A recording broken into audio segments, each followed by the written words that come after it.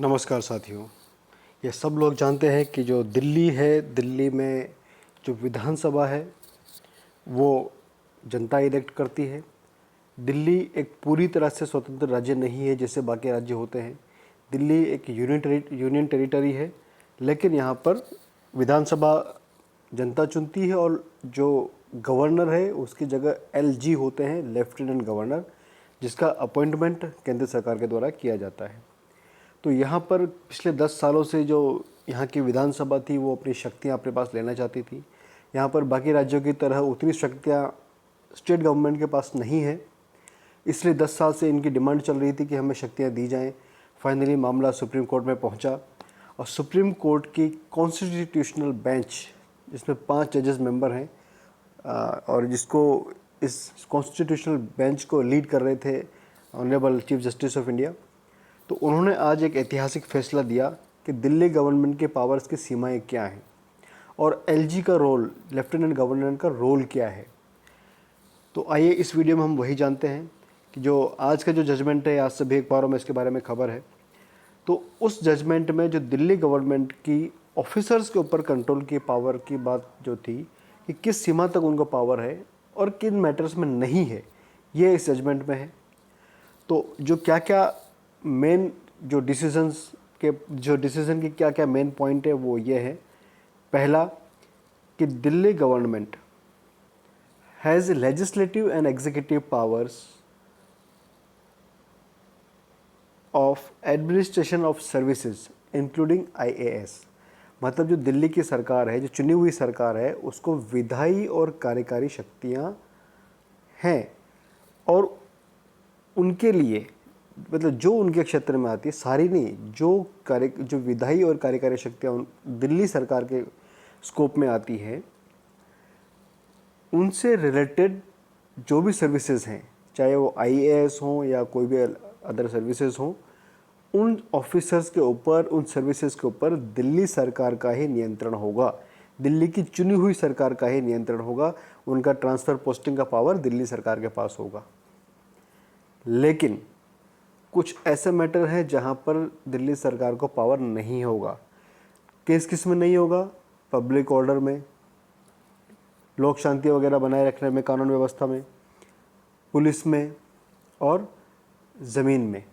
इन तीनों में राज्य की विधानसभा या राज्य की सरकार का कंट्रोल, दिल्ली की राज्य की विधानसभा या दिल्ली राज्य सरकार का पब्लिक ऑर्डर, पुलिस और लैंड, इससे रिलेटेड ऑफिसर्स के ऊपर कोई नियंत्रण नहीं होगा। केवल और केवल उन विधायी और कार्यकारी शक्तियों से रिलेटेड सर्विसेज में होगा जो उनके डोमेन में आती हैं, जो उनकी लिस्ट में आती हैं, जो संविधान की जो union list, state list, concurrent list है, उसमें जो पावर्स ऑलरेडी दिल्ली के अधिकार क्षेत्र में है, उससे रिलेटेड ऑफिसर्स पे इसका कंट्रोल होगा। उन पर एलजी का कंट्रोल नहीं होगा। और दूसरा इंपॉर्टेंट पॉइंट क्या था आज के डिसीजन का? दूसरा इंपॉर्टेंट पॉइंट था कि एलजी, जो lieutenant governor, is bound by the aid and advice. He is bound by aid and advice. मतलब सहायता और सलाह किसकी? Of the council of ministers of national capital territory Delhi with in the legislative scope of NCTD. मतलब जो एनसीटीडी, जो national capital territory है दिल्ली की, जो उसकी विधानसभा है, उसके दायरे में जो लेजिस्लेटिव पावर्स आती हैं, उनमें जो इनकी कैबिनेट है, जो काउंसिल ऑफ मिनिस्टर्स हैं, जो मंत्री परिषद है, उसकी सलाह से राज्यपाल बाध्य है। अतः राज्यपाल को उन सेवाओं के संबंध में, उन क्षेत्रों के संबंध में मंत्री परिषद की सलाह और सहायता से काम करना होगा और वो बाउंड है। डिस्क्रिशनरी पावर वहीं पे है जहां पर लॉ ने उनको, एलजी को डिस्क्रिशनरी पावर यानी विवेकपूर्ण अधिकार दिए हुए हों, अदरवाइज वो बाउंड है। अब जो माननीय सुप्रीम कोर्ट ने जो तर्क दिए हैं, जो इस डिसीजन के पीछे जो ठोस कारण मानना था वो क्या था? उसका ठोस कारण था, मेन रीज़न उसका ये था, ये बताया उन्होंने कि डेमोक्रेटिकली इलेक्टेड गवर्नमेंट, चूँकि दिल्ली में जो सरकार चुनी जाती है वो डेमोक्रेटिकली यानी कि लोकतांत्रिक तरीके से चुनी जाती है, लोग उस पर वोट देते हैं। तो democratically elected government should have control over it's officers, कि जो लोकतांत्रिक रूप से चुनी हुई सरकार है उसका अपने ऑफिसर्स के ऊपर नियंत्रण होना चाहिए। Otherwise collective responsibility of elected representatives and officers will be diluted. Otherwise क्या होगा, अगर ऑफिसर्स के ऊपर नियंत्रण नहीं होगा, ऑफिसर अपने हिसाब से चलेंगे, सरकार जो जनता के प्रतिनिधि हैं वो अलग तरीके से चलेंगे, तो वो जनता की पॉलिसीज़ को इम्प्लीमेंट कर कैसे पाएंगे? तब तो पूरा पर्पस ही डाइल्यूट हो जाएगा और कलेक्टिव रिस्पॉन्सिबिलिटी भी नहीं रहेगी। रिस्पॉन्सिबिलिटी किसकी होनी चाहिए?